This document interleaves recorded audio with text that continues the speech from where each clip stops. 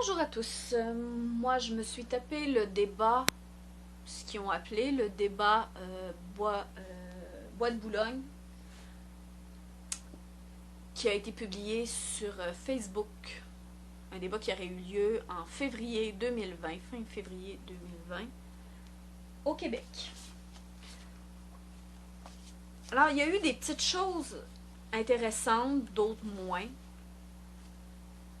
Bon, on va commencer par une chose, moi, qui m'apparaît évident.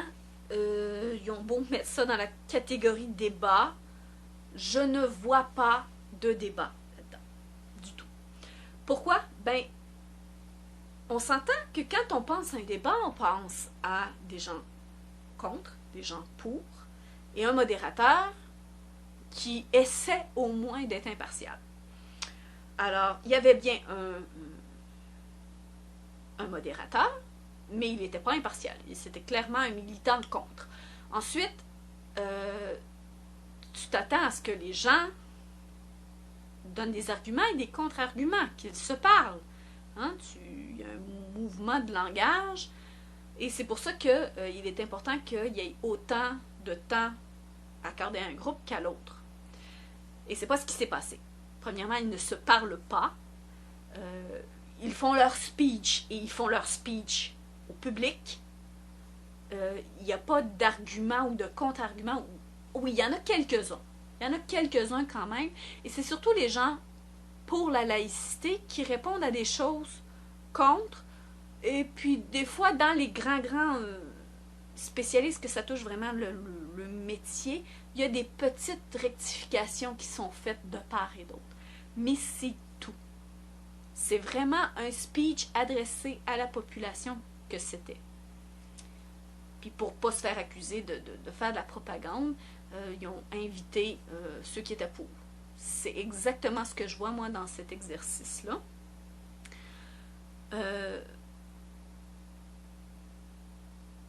Ça commence mal quand une personne amène comme un fait quelque chose qui devrait être considéré comme une anecdote. Et ça, c'est bien, ça lui a été reproché. Une des premières à faire son speech, c'est la dame voilée. Et elle met en avant un fait d'actualité où une femme, la police, elle a déposé plainte à la police, elle aurait été agressée dans le métro, on aurait tenté de lui arracher son niqab. On peut débattre de la moralité du niqab, ça, il n'y a pas de problème, mais arracher à une personne son niqab, c'est criminel. Voilà. Il n'y a pas d'autres mots. Cependant, comme le répond l'homme du côté des gens pour la laïcité, c'est une anecdote. Et des anecdotes qui feraient pencher la balance pour la laïcité, il en existe aussi. Par exemple, c'est ça aussi sorti cette semaine dans le journal, il y a bel et bien des plaintes de parents musulmans qui se sont plaints de pression en service de garde sur leurs enfants. Carrément. Des femmes voilées qui faisaient pression sur des enfants pour que ceux-ci mangent halal, ou qui terminent leur repas avec la formulation religieuse adéquate. Il y a même une qui aurait fait des pressions pour que la jeune fille, on parle d'une enfant de primaire, commence à porter le voile.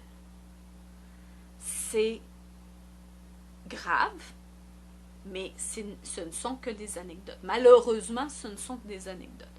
Et quand on prend les chiffres, les vrais chiffres, il n'y a pas plus de cas de discrimination religieuse au Québec qu'il y en a en Ontario. Les chiffres sont similaires. Preuve que le débat n'a aucune incidence là-dessus. Est-ce que ça rend moins légitime la colère qu'on peut avoir ressentir quand des événements similaires se produisent? Non. C'est tout à fait légitime d'être en colère, mais ça n'est que des anecdotes. Autre chose, c'est qu'on s'aperçoit qu'on n'a pas nécessairement la même définition des mots. Et là, on peut se demander à quel point les définitions sont différentes. Pour une des questions, une femme du public demandait, comparait le fait de faire des compromis au système esclavagiste, comme si ça favorisait le système esclavagiste. Bon, système esclavagiste au Québec, on peut en débattre beaucoup, mais c'est une des places où l'esclavage a le moins été utilisé, propagé et gardé. Officiellement, l'esclavage n'a même pas été vraiment quelque chose de légal. Il a été légalisé, puis tout de suite après suspendu, mais oui, il y a eu des esclaves au Québec. Ceux qui les ont possédés utilisaient plus des trous dans les lois qu'autre chose. Il y a eu au total très peu d'esclaves.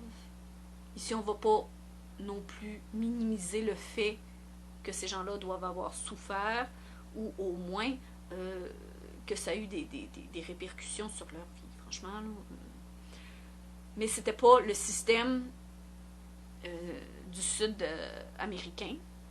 C'était pas le système d'esclavage d'ailleurs.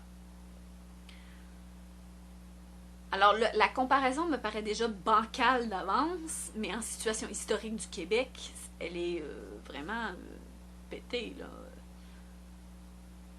Ceci étant dit, ça met vraiment en lumière la différence des mots. Et je m'en suis venue à la question, est-ce que même sur la question religion, est-ce que tous ces gens-là avaient la même définition? Parce que non, on n'a même pas pris le temps de définir les mots à utiliser, on n'a même pas pris le temps de définir ça ou d'en définir même d'autres qui pourraient... même le mot laïcité, où on n'a pas rappelé ce qu'était la loi sur la laïcité. Non, on compte pour et ça finit là. On fait nos speeches et ça finit là. Fait qu'à un moment donné, je m'aperçois que tous les débats sur la laïcité tournent autour de ça.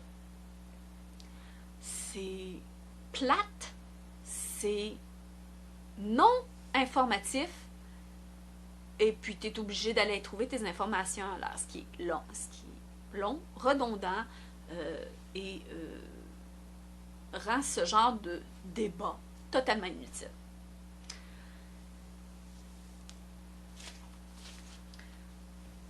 Juste sur cette vidéo-là, sur ce sujet-là, de cette conférence-là, cette vidéo est déjà trop longue.